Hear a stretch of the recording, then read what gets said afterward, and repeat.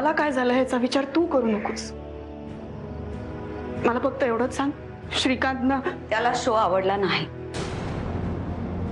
त्याने मला सांगितलं मला यातलं काही कळत नाही, पद्मजाला कळतं.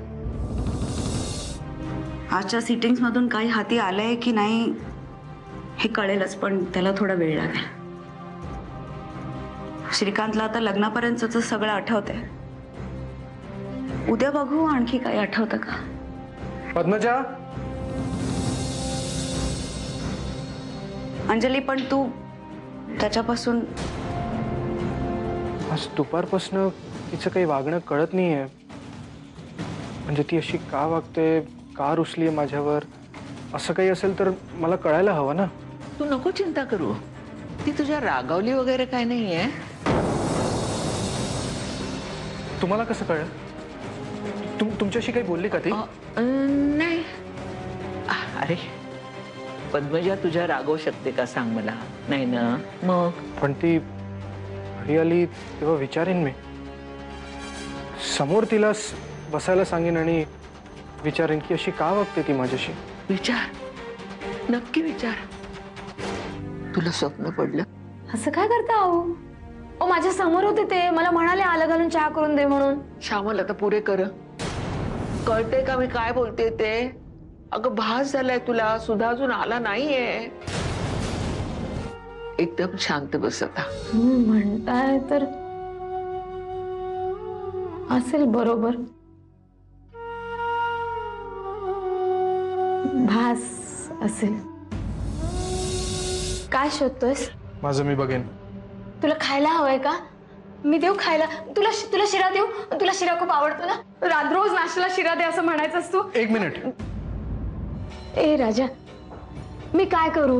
म्हणजे मी तुला घाबरलेली आवडेल की नाही घाबरलेली आवडणार मला सांग ना. तू म्हणशील तसं वागेन मी. मला शिरा आवडतोय तुम्हाला कसं कळलं? सहज बोलले असं. करू शिरा तुझ्यासाठी? नाही सांगितलं ना एकदा. बर बर बर, रागवू नको, चिडू नको तू. पद्मजा कुठे? तुला काही हवंय का? मी देते ना. मला ठाऊक आहे इथलं सगळं. एकच मुलगी आहे तुम्हाला? एक मुलगा होता, राहुला. शिरा खूप आवडायचं त्याला.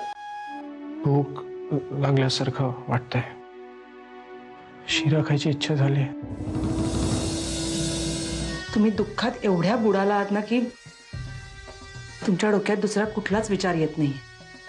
काय म्हणायचंय तुला? मला फक्त एवढंच म्हणायचंय की हे सगळं त्या अंजलीमुळे घडतंय. काकू तुम्हाला काय वाटतं? काकांचं असं अचानक गायब होणं किंवा तुम्ही एवढ्या दुःखात पडणं हे सगळं आपोआप घडतंय? का बोलतेस तू? तुम्हाला एवढं तर मान्य आहे की ती अंजली अपशकुनी आहे? बघा ना, ती या घरात आल्यापासूनच हे सगळं चाललंय ना. आधी सगळं सुरळीत चाललं होतं की नाही? मग खरंय तुझं म्हणणं. दीड पायाची म्हणून कुठे खपली नाही म्हणून माझ्या पोराच्या गळ्यात येऊन पडली. आणि आता तर त्याचा ताबा घेऊन बसलीये. पण आता असंही श्री बरा होणारच आहे.